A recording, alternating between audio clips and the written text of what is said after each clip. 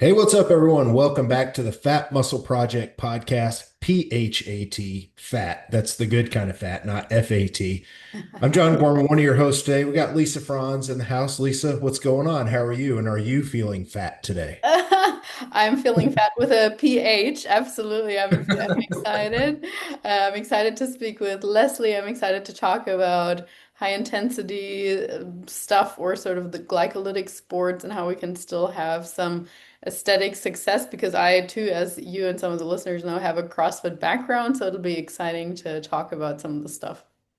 Yeah, I'm going to get ganged up on today. I already feel fat and out of shape, and not the pH kind of fat. Like I feel out of shape. So look at me changing up these intros, catching you off guard like this. John's got some new tricks in his bag. So well, have you got to do anything fun? Have you got to experience anything over the last couple of few weeks? I know that you're getting ready for a trip. You're getting ready to Yeah, go to I'm Germany. literally flying over to Europe tomorrow. So today, the rest Ah, of the day after this, I'm is going to be spent packing because I have not even started yet.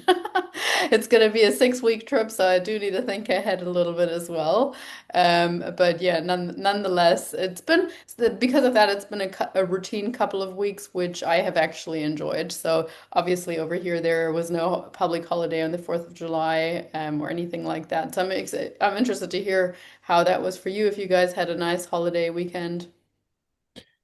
go ahead, Leslie, if you want Oh to yeah, talk. just kind of chill, really. I mean, watched some fireworks and ate some food and hung out with the family, So but perfect. nothing crazy. Just yeah, relaxing. I was And gonna ask you if you actually celebrate the 4th. It's funny you said that. No, no, I Uh, have literally never, I mean, I've celebrated Thanksgiving and a couple of other American holidays, but I've never been in the States for the 4th of July. So depending on when the Muscle Academy event is next year, I might be able to stay in the States for that as well, since we said it was going to be in the summer. yeah, that would be fun. I mean, the fireworks are unbelievable. Yeah, I I mean, it bet. sounds literally the neighborhoods sound like we're having a war, with all the but but it's cool. It's pretty cool to see. Really is. And I mean, who doesn't like a good barbecue and eating that kind Yeah, yeah.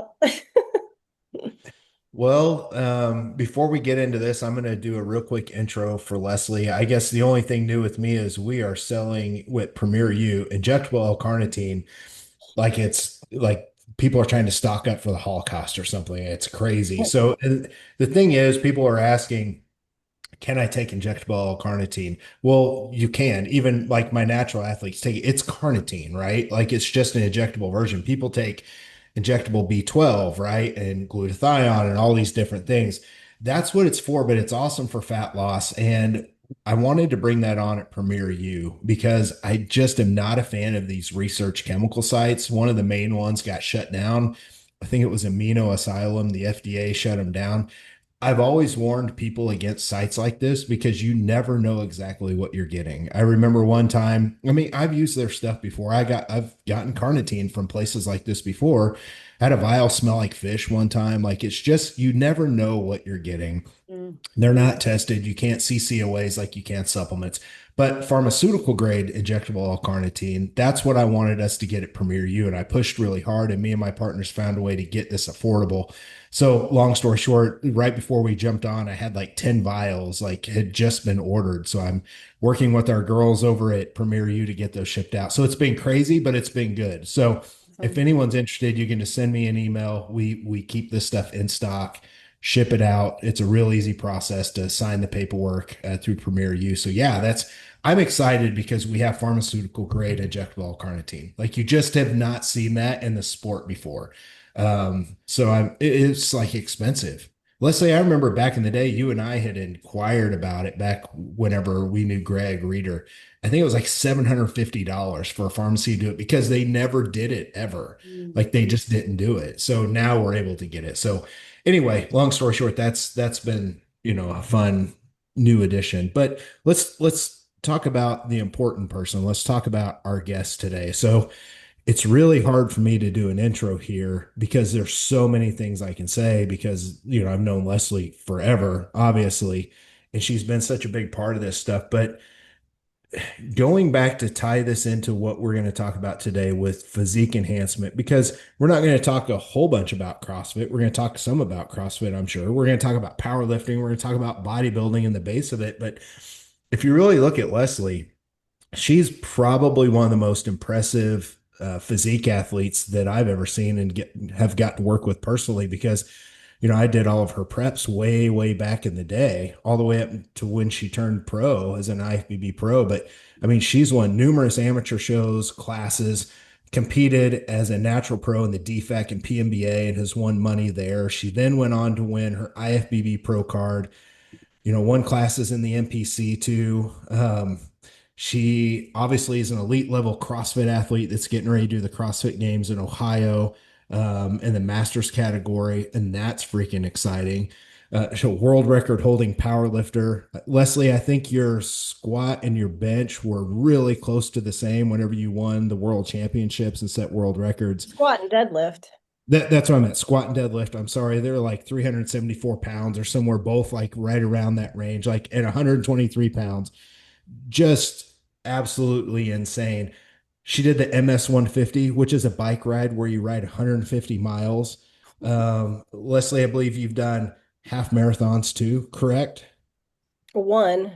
one half marathon, and I said I would never do it again. It has said that one is enough, right? Like The one one is was enough. enough. Yeah, yeah. One was And definitely enough.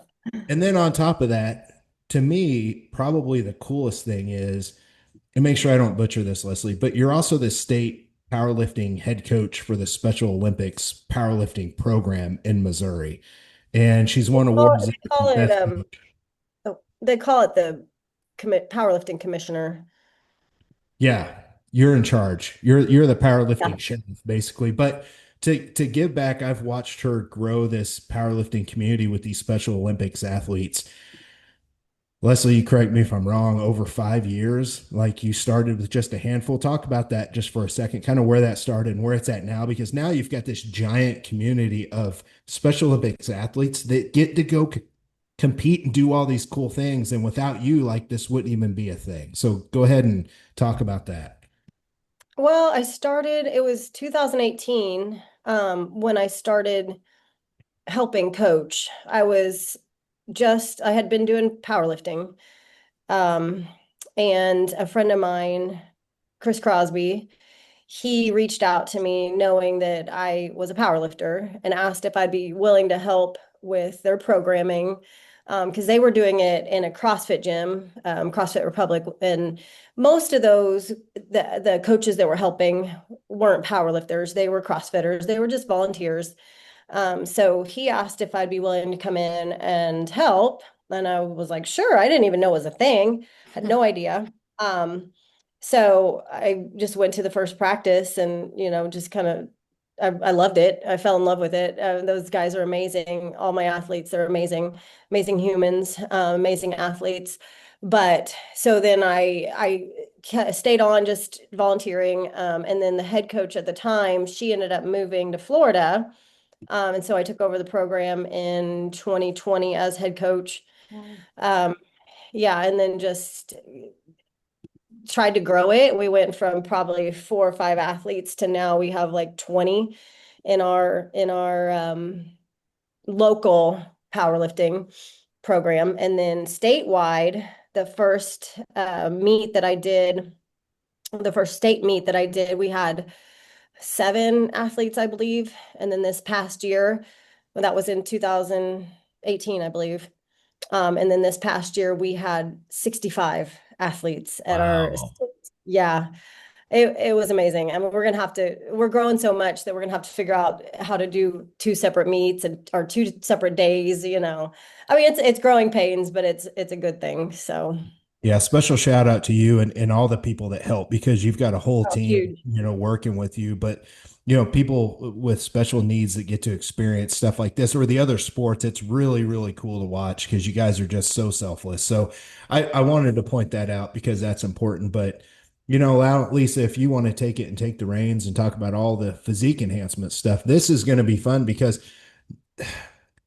Leslie's physique and her transformation and the things that she's built, like this is something not very many people will ever be able to accomplish. So for those people listening, this is your time to see like what's possible across many, many sports. So Lisa, go ahead. Yeah, I mean, you kind of alluded to many of the things that Leslie is doing or has been doing, but Leslie, I'm just kind of curious about your whole, like the journey, the development of all of that. How did that start, and from what sport did you transition into which sport and why?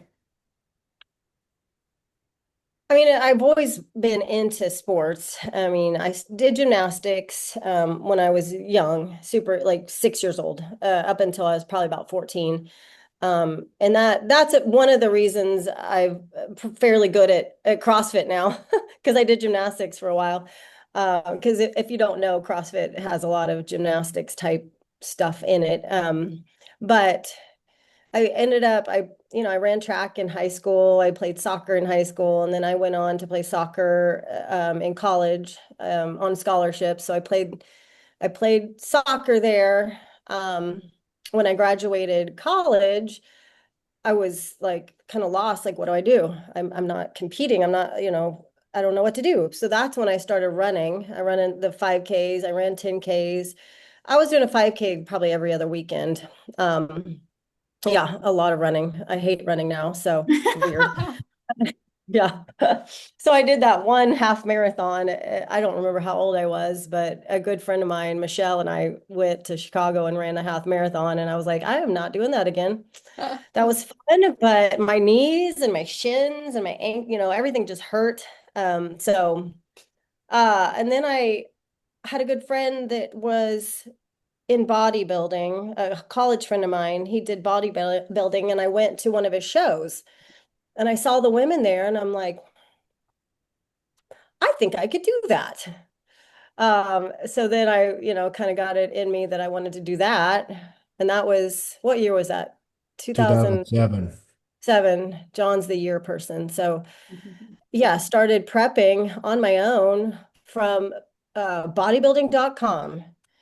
I went and researched, and if anybody knows about bodybuilding.com back in the day, I mean, it's not really a thing much anymore, but there was all these resources, and I followed a diet plan from bodybuilding.com. And I got close to ready, and then I hired this friend of mine that was a bodybuilder to help me the last few weeks into my show.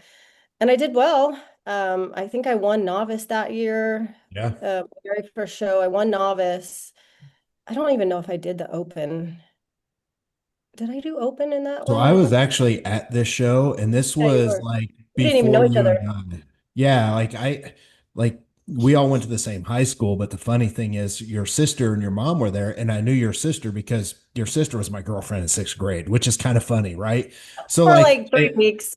right, I know, but still, but I knew Laura, and Laura was there. I'm like, hey, what are you doing there? She's like, hey, my sister's competing. I'm like, little Leslie is competing, but of course we were grown. But yeah, like you won there, you won novice, and you did well in these other classes, and that was the Oh second yeah. show I was ever at. So we both were kind of finding like right around this same time. Yeah, it's right there. If you're watching on Oh, YouTube, cool. that's her award.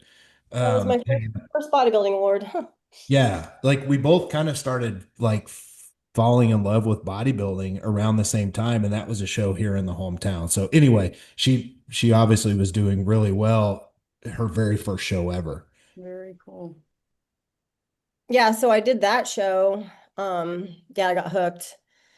And then I think I did another show the following year and did well again You want in me to just 2000. rattle off your wins because I have them memorized, right? So like you won in 2007, Yeah. you won in Liberty, the biggest show like in natural bodybuilding at the time. You won in Liberty in 2008. You won in Liberty in 2009. You were so close to winning pro cards.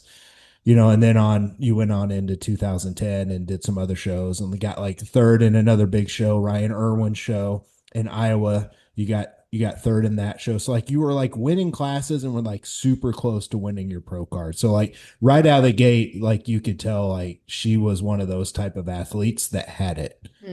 Wow.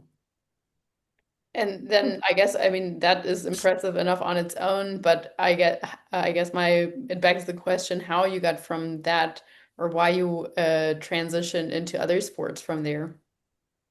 Oh, well, let's see. I got bored.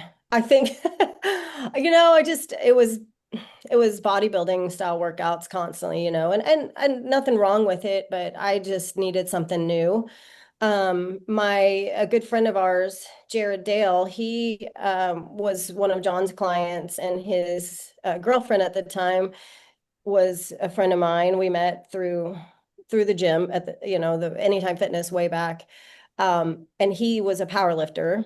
And so I think he kind of talked me into doing a powerlifting competition. He's like, "Oh, you could totally do it." So I started training with him and I learned powerlifting. That was 2013, I Yeah. believe. Okay. Um, just to change it up, just something different. And I did my powerlifting lifts, but I also still did my bodybuilding stuff as well on top of that, just a combination of both. Um, yeah, so then I just needed an off season too. Like I was competing year after year after year, and I needed a good long off season. But I was kind of like, what do I do to keep me motivated and this whole competitive side of me, to help feed that? What do I do? So that's when started the powerlifting, and I figured out I kind of got good at it. I'm kind of strong. Like what? Um, and so first I did for some local meets, and won some stuff, won some awards there, local meets. And then, 2016, I decided that, let's see how far I can go in powerlifting. And that's when I did the worlds.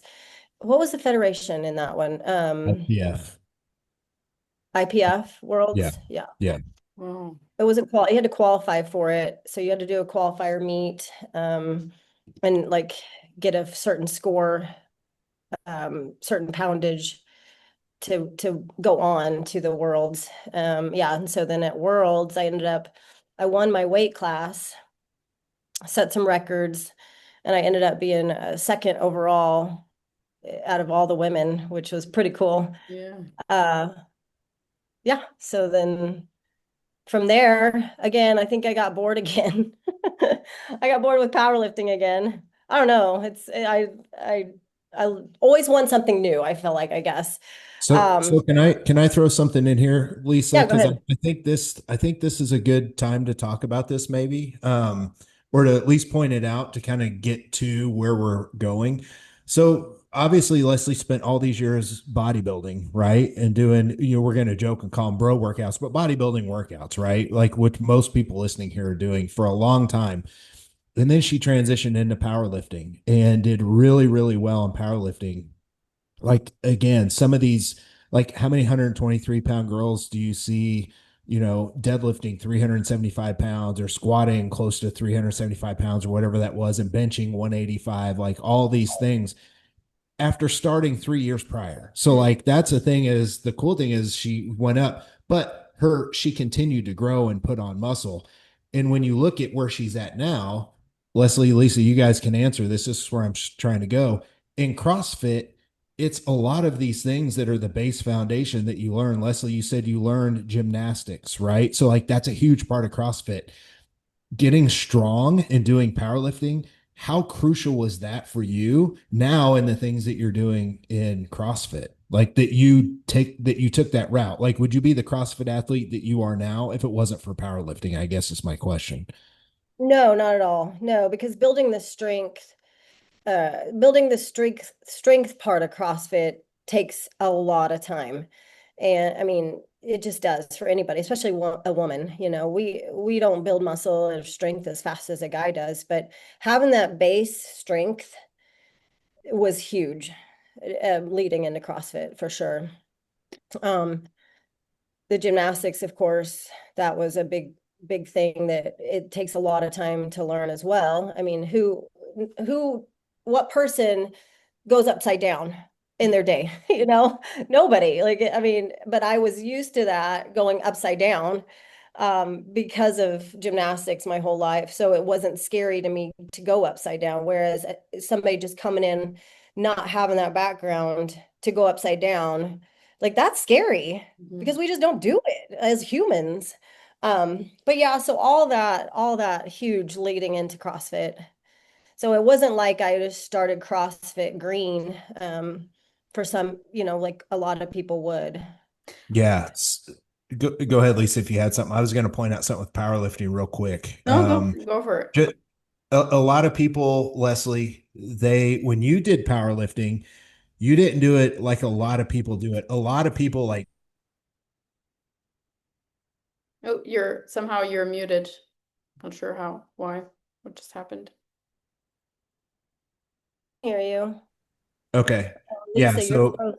Oh, okay. That's my end yeah. then. Sorry Sorry about for our this. listeners. Sometimes it gets windy here and the internet goes out. But Leslie, my question for you is powerlifting. When you did it, you didn't do it like a lot of purists that we know back in the day. It was like, hey, you only lift 3 days, you squat, bench, deadlift, you lift 3 days a week, you really rest, rest, rest. You focus on just getting strong because their sport is just about getting stronger, right? But you were still a bodybuilder at heart. So your training was different.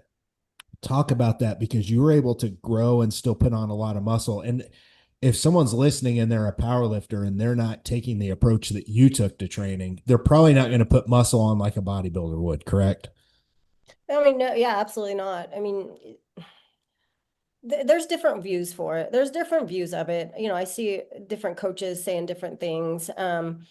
I believe in working your muscles more than once a week. So whenever I got more into it after the first couple of years, I mean, I did do squat, bench, deadlift, for a couple of years, I would say, maybe just one, uh, with accessory work. But then I started a new program, and I benched twice a week. I squatted twice a week. Sometimes I deadlifted twice a week. I was working out 5 to 6 days a week with accessory work. So working the isolated muscles, still working on the bodybuilding type stuff. And I think that, I mean, that helped me a lot because I stayed strong, not just in those three lifts, but I stayed strong in the smaller muscle groups. And kept healthy that way too. Because if you're just doing those three lifts and not doing accessory work, you can also weaken other parts of your body. Whereas I didn't do that. I think So, Yeah. that's a really good reminder, really good point. And I guess another thing that's often misunderstood is something that I'm curious about, and that's kind of the perception that if you do CrossFit, you're gonna automatically look great. Or I know a lot of people, and I guess I could include myself even in that start CrossFit because they see the CrossFitters and they see the abs and they think, oh wow, that looks amazing. I'm gonna start CrossFit. Have you come across that as well? And I mean, maybe you can explain why you don't necessarily achieve an aesthetic look if just by starting CrossFit. oh no, I mean, some people starting out will, I mean, they'll lose a lot of weight because they're just starting something new. The gym that I coach at, we are, I mean, we're a family-based gym, and we get a lot of new people. And yeah, they see results fast within the first 3 months because they go from not hardly doing anything at all to working out, which that's going to happen no matter what Of program you course. do. But you see these CrossFit athletes, and we actually talked about this too, John. You see these CrossFit athletes and they are ripped, like you're talking about. But gosh, they work out. I mean, some of them work out 6 hours a day. Mhm. I mean, these CrossFit Games athletes, they're working out all day long. And so their bodies are primed. They have to look like that because I mean, they're working out so much. But they also eat a ton. Um, yeah, but what I do, I mean, it's still CrossFit, but I mean, I do weightlifting. I do still do strength. I still do accessory work for the isolated, more, muscle groups. And then I do my CrossFit type Metcons and skill work. So it's a combination of everything, really. I'm a CrossFitter, but I don't just do CrossFit, if that makes sense. Yeah, absolutely. And I think you're highlighting Yeah. like very nicely that you still do accessory work. And that's kind of my point that I think if we just think that this is the best sport for aesthetics. I mean, clearly, bodybuilding type training is the best style training for aesthetics. Otherwise, bodybuilders wouldn't do it. Every bodybuilder would do CrossFit and just step on stage. But there's a reason why bodybuilders try to stick with kind of lower intensity cardiovascular training in their at least later half of the prep. Or like, yeah, I guess that's another misconception that I often see people make when they think, I just want to lose belly fat and so on. I'm gonna do all this Orange Theory and other type circuit training or CrossFit sometimes, and they're stressing their body so much that their body doesn't actually let go of that belly fat. Have you kind of seen that sometimes too? Maybe There's a not in lot of, yourself, obviously, but like with people that come to your classes or whatever. yeah, I mean, I think it's more related to nutrition too. I Hmm. mean, Good point. Yes. of course, the stress on the body, huge. But there's so many different variables. Sleep. I mean, maybe Mhm. somebody's not getting enough sleep. They're not eating right. They're not, or they're under eating, to be Mhm. honest. A lot of my clients that I get from CrossFit, they're not eating enough. And so I'm like, okay, we got to eat, you got to get eating more. And so they'll start eating more and then they'll actually start losing weight. It's kind of funny how that happens. Um, but as far as like, isolated belly fat, you know how that is. I mean, that, yeah, obviously stress, but also, yeah, nutrition. If you're not eating enough, your body's under stress because you're not eating enough. So, Absolutely. yeah. And you two have both been around CrossFit for a long time. One of the things that I think we're getting away from is when CrossFit first came around, a lot of CrossFitters were promoting low carbs, right? And they were getting shredded and ripped. And that's like the last type of training that you want to be low carb on because it requires so many carbohydrates to actually fuel the body to do the right thing. And for a long time, CrossFit and low carb went hand in Mhm. hand, being Mhm. promoted all over social media. And that's a problem. Like people ruin things, they don't even mean to ruin it, right? Um, Such a good point. but that brings me to something I wanted to bring up before I forgot is Leslie, talk about how much you eat because when you were a bodybuilder only, you didn't eat like this. Like you didn't eat like this. Tell people what you eat, what you used to eat like, and struggle to keep your weight in a good range, like back in those 2014 range days, and then what you eat now. And right now, you're like 6 pounds from stage, like 6 to 8 pounds from stage, probably, like, which is awesome year round. So talk about your food, the difference in the amount of food that you eat. Yeah, so that's the one thing when I started doing CrossFit, I was like, I couldn't believe how much more I had to eat or I could eat to maintain my weight. At this point, I'm having to eat even more because I am, getting ready to go compete at this super high level event. So I'm eating around 2,600 calories. My macros right now are 150 protein, 300-ish carbs, give or take. I do a lot of based on feel too, but I try to hit at least 275 to 300 on my carbs and then around 85 grams of fat. Wow. Whereas before, I mean, I probably never got over 1,600 calories Wow. when I was doing bodybuilding. Maybe I might have gotten up to 2,000 at one point. Um, And a in lot like of Off deep, season. deep in the off season. Yeah. Deep in the off that season. a lot of that too back in the day was we couldn't get as high calorie during the week because on the weekend 1 day or 2 days a week we were hitting these huge refeeds where you're getting in thousands of calories, right? So like big Yeah. mistakes that you and I learned from back in the day as coaches as well is we would keep calories low during the week so we could have these massive huge feedings on the weekend. And obviously now it's like you don't even need that because you're sick of food at this point, right? Yeah. I struggle to get it in sometimes. I mean, some days are easier than others, but some days I'm just like, I don't want to eat anymore. Ugh. But I know I have to. Yeah. No, I very mean, good. it sounds like a terrible problem to have. That everybody looks at me like, But for Shut a busy up. individual, and when you're, it's not always that enjoyable shoving food down within 5 minutes if it's in the middle of the day. You don't want to eat 2,000 calories at the end of the day either. So I totally get it. But yeah, Yeah. I mean, John, you mentioned earlier that Leslie was using or was doing just slow, steady state cardio for several of her preps, and now or in the past you've done CrossFit during some of your preps as well. Maybe you can talk about the difference there as well. That's a fun topic, Leslie. If you don't mind, I'm gonna frame it and then ask you some questions. Because you've done so you were actually going to step on stage as an IFBB pro in 2020, and you were really close to stage, like what, three Like pounds? 3 pounds away from being ready. And then all my shows were canceled or Wow. moved till like 3 months later. I was like, no, I'm not trying to hold on to this for 3 months. That's ridiculous. So, Yeah. yeah.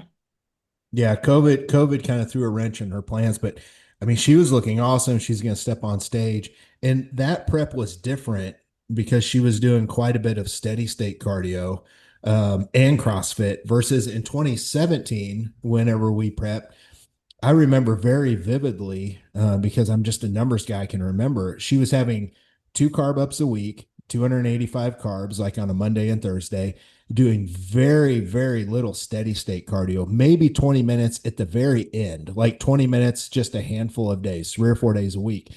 And the rest of it, she was carb cycling with high days and low days doing CrossFit, and she got shredded and never felt really bad. But Leslie, I'll never forget, if you want to talk about how you felt doing two steady state sessions a day plus CrossFit and lower calories and lower carbs, like what'd that feel like in 2020, and why do you think that's just not a good idea with CrossFit? Well, in CrossFit, we have the metabolic conditioning, which is like, it's basically like hit cardio. Yeah. You're pushing you're going all out, you're taking a short break, you're going all out, you're taking a short break. So it's definitely high intensity type stuff. And I was doing that pretty much every day along with my lifting. And then doing the steady state, I think in the mornings, maybe fasted or I'd drink some coffee or something before I would do my steady state. But it was just too much. Like I felt like death. And it was just like, I can't do this. I can't do it. And I know all preps are like that, but this was like death. I like, I just cannot do this anymore. So we backed off and we actually started doing more higher calorie refeeds, carb loads, and I started feeling better and I kept losing body fat. And we just played around with it quite a bit and finally figured out a balance. But I had to start eating more so I would feel better. And I still kept getting leaner. So Mm. that was pretty cool. Yeah, and that we've got to shout Jason Theobald out because you've worked with me and then you've worked with him a couple times, right? And Oh, yeah. in 2020, we both talked about it, and you're like, hey, I want to work with Jason on this and get a different set of eyes and try something new, right? So like I prepped you that first time you did CrossFit, and then he prepped you the second time. And Jason didn't prep CrossFitters. Like, so he didn't know like the stress that your body was going through. So he was doing like a normal traditional prep.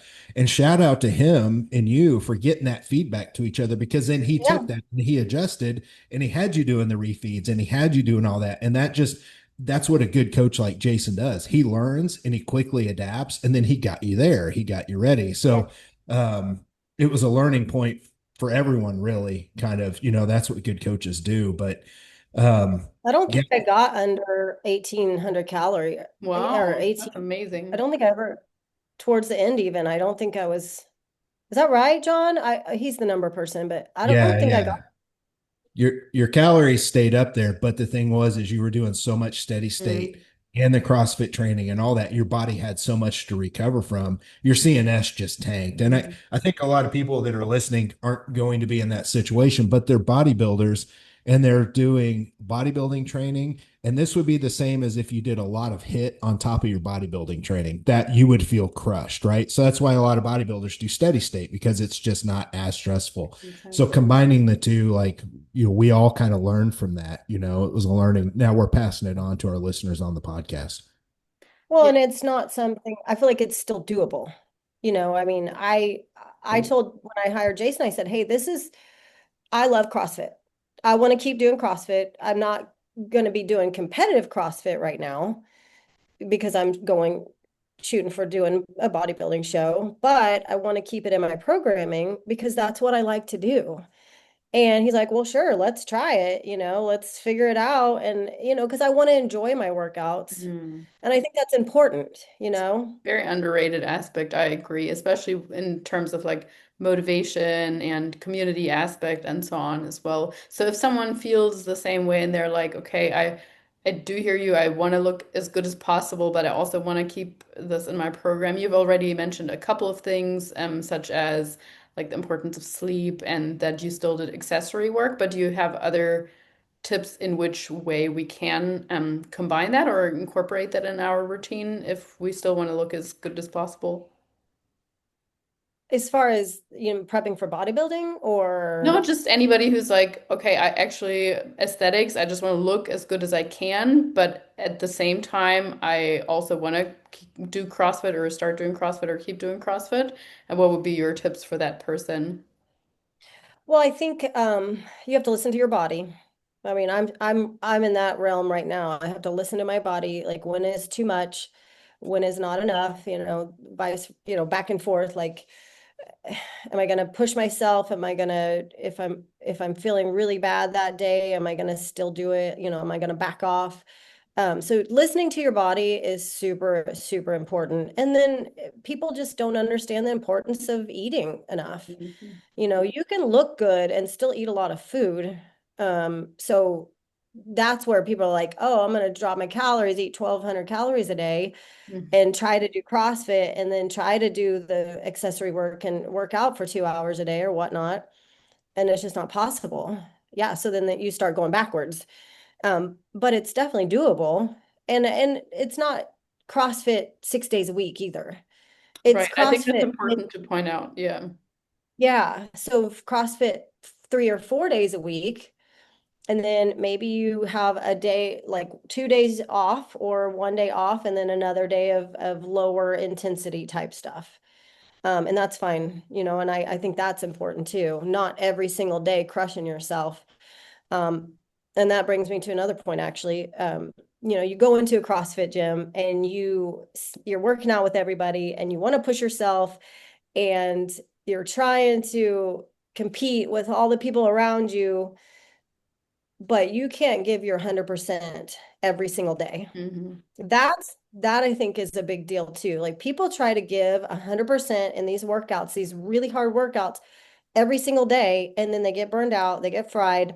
Well, okay, so now we need to think, let's give our 80% most of the time, then maybe one day a week we give our 100% Hmm. versus every single day trying to give 100%. Does that make sense? Yeah, that's definitely something I made the mis or I made that mistake. Absolutely. I mean, it comes down to, well, number one, ego. Number two, if you're a very competitive person, it's hard to say like what days do I choose to be competitive and what days don't I? And of course, things like a leaderboard and everything being kind of like numbers based, how many reps can you get in this and that amount of time, or how quickly can you do this and that? It incentivizes competitiveness, which is a great thing. But as you said, like not all the time. I think that's a really, really good point. So I guess on Mhm. that same front, what advice do you have to keep managing your stress as best as possible and to keep hormones in check as well, apart from the 80% rule and the sleep emphasis? Yeah, I mean, hormones, I do take a lot of supplements, a whole lot of supplements. I mean, I'm working with Premier U and we're balancing out different things, different supplements, but also, I just keep going back to the food. You got to eat carbs. You have to eat enough. And that's where so many people go wrong is they're just not eating enough. But yeah, I mean,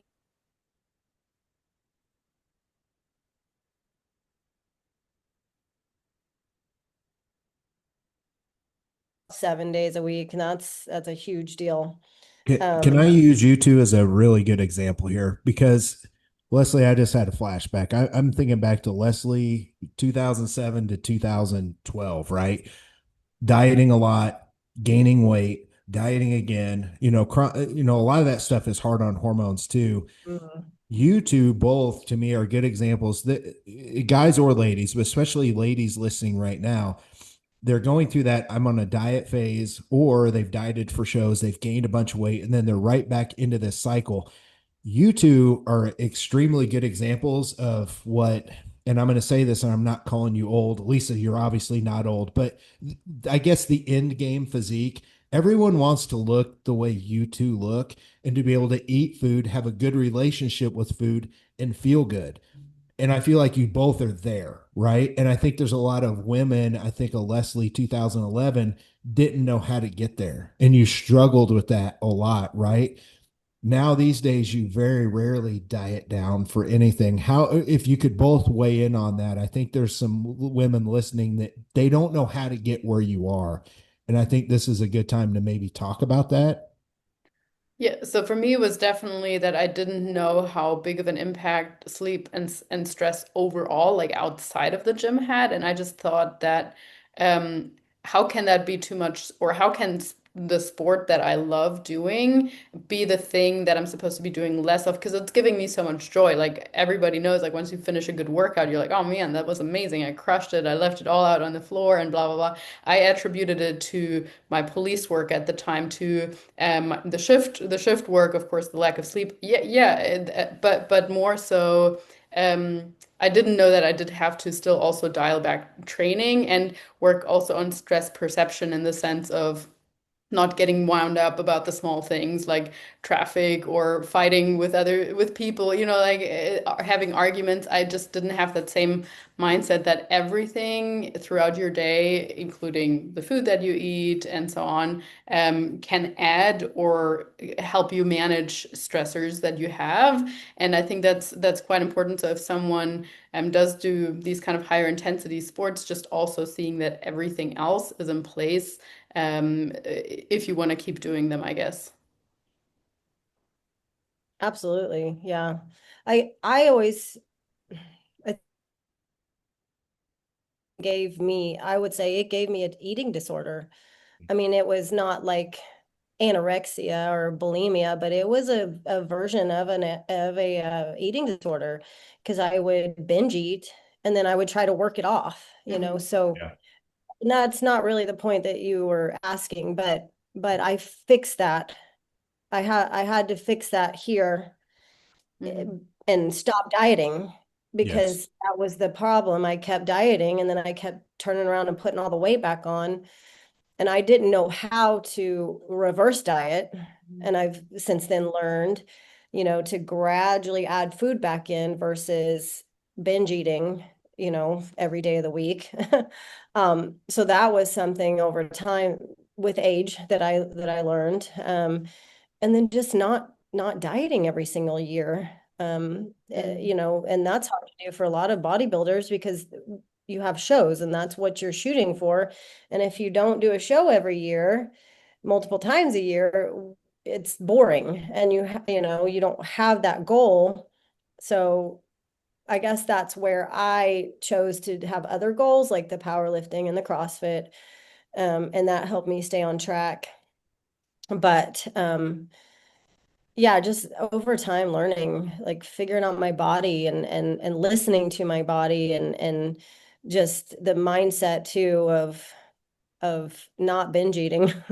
I mean, that was Well, hard. on the point of Go ahead. figuring out your body, and I know you don't look like it, obviously, but you're in your 40s and probably have or are going through the menopause sort of transition, perimenopause potentially. And I know that you said you were working with Premier U, so I would love to touch on that a little bit. Well, your experience with maybe what kind of variation or what kind of swings you've been experiencing, or how you're dialing things in. Are you on any hormone replacement therapy and so on? Well, I wouldn't say that I've had too many signs of perimenopause yet. My periods are still regular, fairly regular, but I do hormone work every 6 months or so just to look at it. And my doctor there said, well, it does kind of look like your progesterone is starting to maybe drop a little bit. So that's where we started putting in progesterone because that helps with sleep. So progesterone at night is supposed to help you sleep better, just get more relaxed and whatnot.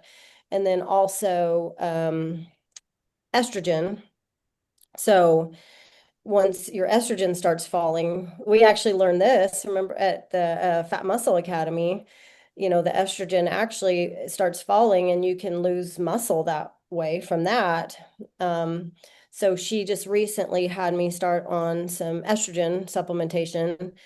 Um, and it's still a balance. I'm still trying to figure it out. We're still working on finding the balance of it all. We started at a lower dose of the progesterone and bumped that up a little bit. And then, she started me on just a super low dose of the estrogen, and we're trying to figure out that balance too. So it's a constant balance of trying to figure out where you need to be. And so I'm doing blood work I don't know, maybe every 3 months or so, just to watch it and make sure that I'm not too high or too low. And I think just lifestyle too. Lifestyle is important on that. And I go back to the eating, like eating enough, working out, being healthy, I mean, that's going to be a huge part of staying healthy through the transition. But I can say I haven't had like the hot flashes or anything like that yet. The only really thing that I noticed, I mean, my sleep started getting not so great. And just looking at the blood work, it started to look like it was dipping a little bit. Yeah, we're going to have of course, you and I help you look at blood work as well. And then we've got, obviously Jordan's awesome. And you've had some great people over the years, like Dr. Greg, be able to take a look and watch, right? Because, shout out to him, he's coming on board Premier U, by the way. For people that know Dr. Greg Reeder, he's coming on board our team. But the thing is, I feel like you kind of, a lot of women experience it that have been through the things you've been, they actually experience it early. I feel like you're almost coming into it a little bit later than normal.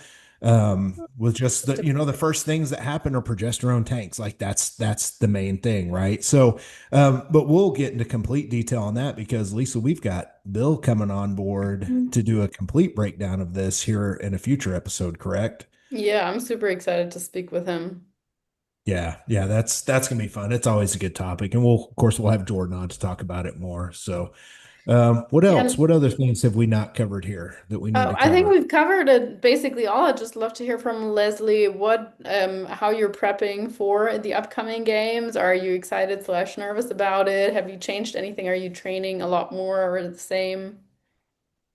Yeah, I'm definitely doing more. So, I qualified in April, was it? It was April where we did the semifinals and I qualified. So then I had quite a bit of time. We went into kind of like an off season, a short off season where it was more strength-based stuff, little more skill, just working on skill work.